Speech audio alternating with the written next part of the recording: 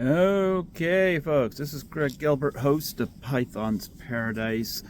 Here talking, now we're moving into end of summer, fall 1996, as we discuss 5 films each month. Of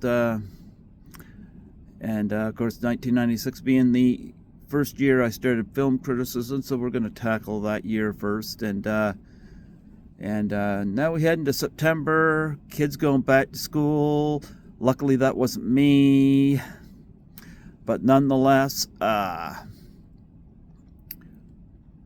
got 5 films I want to talk about. Of course, we got the grade point average, grades of A plus to F. If you're in the A section, you are excellent to great, If you are in the B section, very good, entertaining. If you're in the C zone, though, you're like fair, average, But if you're in the D zone, oh my goodness, don't see it. And if you're in the F, you're fucked. Well, folks, here we are with September 1996. And the 5 films I want to focus on, the 5 that really have my interest, are Bulletproof with Adam Sandler and, is it Damon Wayans? Was it Damon Wayans? I believe so. I get them all mixed up except for Marlon because he just stands right out. There's that one. Then there's Feeling Minnesota with Keanu Reeves and Cameron Diaz. Then we have,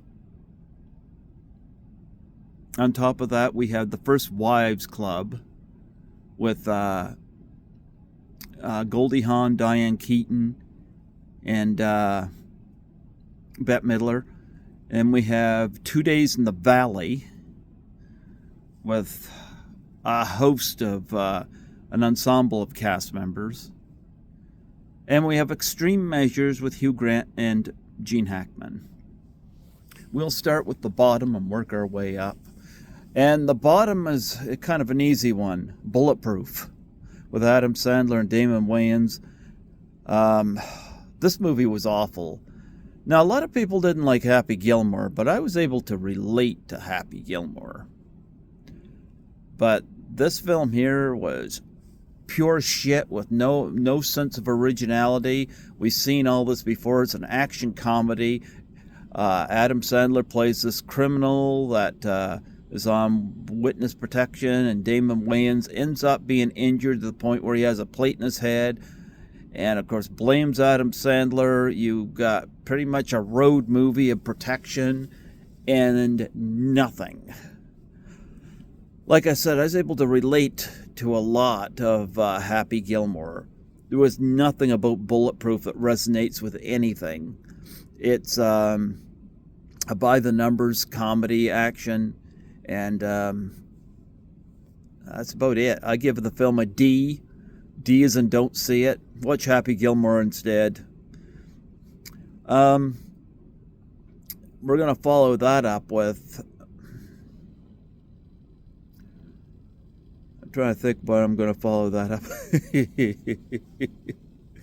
Okay, I'm following that up with The First Wives Club. The First Wives Club could play like a double billing with 9 to 5. And I think 9 to 5 is a far, far, far better movie than First Wives Club. Part of the reason is that with... For 9 to 5 was not mean-spirited, whereas First Wives Club kind of was. Yes, there's some shitty men out there. But when your aim is to make all men look bad, you've lost me. As a male viewer, you lost me.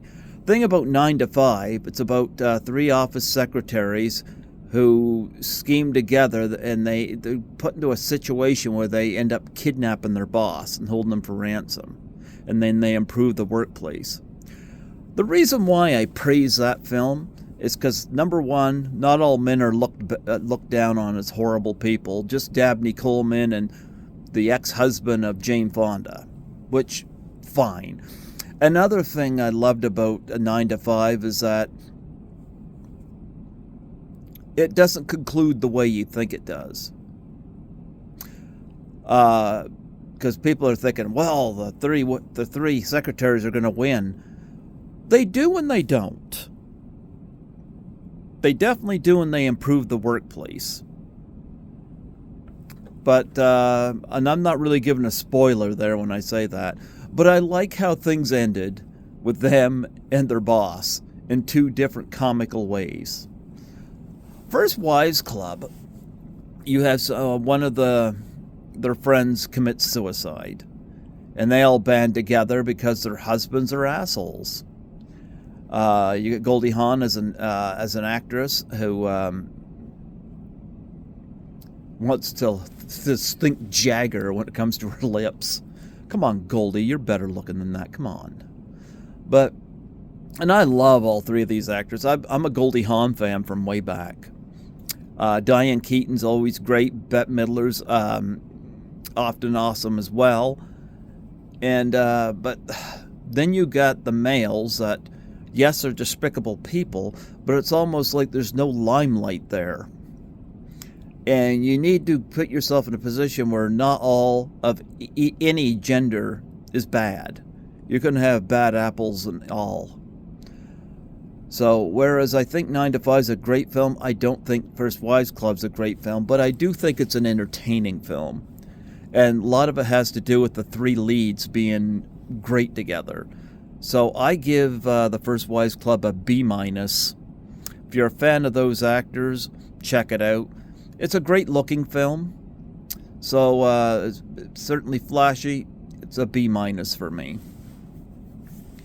Up next, I want to talk about Extreme Measures with Hugh Grant and Gene Hackman. And one of the things I liked about this film is that Hugh Grant is going totally against romantic comedy type here, because this is a thriller. And he's put in a position where he's framed for some murders, and he notices that there's homeless people being used for some experiments that could be used to cure diseases. And that is the big question of this movie. If you knew you could cure disease with sacrificing people, would you do it? And that's a question that's asked in this movie. And it's a moral question that hangs in the balance in this film. And Hugh Grant is, like I said, playing against type, but he plays it well, where he has to clear his name as well as find out what is going on in the underground slums in the city.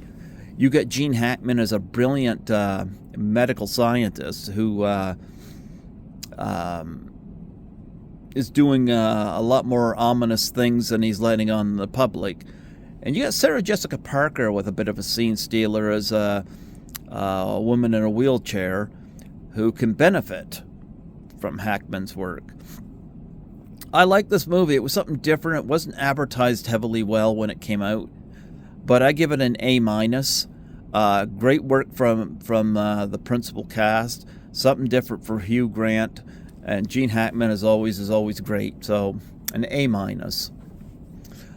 Next on the list is probably my favorite of the five. Well, I wouldn't call it the best of the five, but certainly my favorite of the five, and that's Feeling Minnesota. Oh boy, this film. It opens with my favorite Johnny Cash song, Ring of Fire, as two kids are beating the crap out of each other. And it goes to adulthood where we have Keanu Reeves and Vincent D'Onofrio, who are always at odds physically and mentally at each other. D'Onofrio is in a situation where he owes money, and as his punishment, he's going to be marrying Cameron Diaz. And I'm sitting there thinking, why is that a punishment? She was like one of the hottest actresses working at the time. Probably still is. Keanu Reeves plays his brother, and they end up skipping out on the wedding together, Reeves and Diaz. And then there's a brutal hunt down for them. D'Onofrio chews apart Keanu Reeves' ear in one of their battles. Dan Aykroyd plays a crooked cop who comes in the mix. I remember Keanu Reeves, after getting done dealing with D'Onofrio, he exits the house, and there's Dan Aykroyd as a cop, and he puts Dan Aykroyd in a headlock and runs his head into the car light. I remember that scene so well for some weird reason, but you got Dan Aykroyd and you got Delroy Lindo playing a mob boss. These characters are pretty colorful, and with Cameron Diaz, I was feeling a lot more than Minnesota with this film. It's a twisted film. It's supposed to be a crime comedy. You find yourself laughing when you probably shouldn't be, because this film is dark. But I give it an A-. Check it out. It's shit crazy. The last film, and the best film of the 5 I'm going to talk about, is 2 Days in the Valley, which we did not get here, and I saw it not too long ago. And to explain the movie, it's going to be a little difficult, because you got a big ensemble of actors in it, from Charlize Theron to Terry Hatcher. You got James Spader. You got Eric Stoltz. You got so many others. And again, it's a crime film. Of course, it takes place in the valley. And a whodunit from a certain point of view. And there's a lot of characters that have kind of a double nature to it. And plus you get a nice awesome cat fight between Hatcher and Theron, which, I mean, Hatcher was Lois Lane. Theron was the future Atomic Blonde. I'm not sure I know how to explain this movie, because it goes in so many different directions, and yet that's part of the pleasure of it. But I'll take it from me. I give it an A. Spend 2 days in the valley with this film. It's an A. Or feel Minnesota with extreme measures. Just don't look at Bulletproof. That'd be the one film I wouldn't recommend. But 2 Days in the Valley, highly recommended. Feeling Minnesota, Extreme Measures, both an A-. Check them out. And of course, First Wives Club, B-. If you're a big fan of those actresses, check it out. Bulletproof should be full of holes. It is full of holes. So, yeah. Spend 2 days in the valley.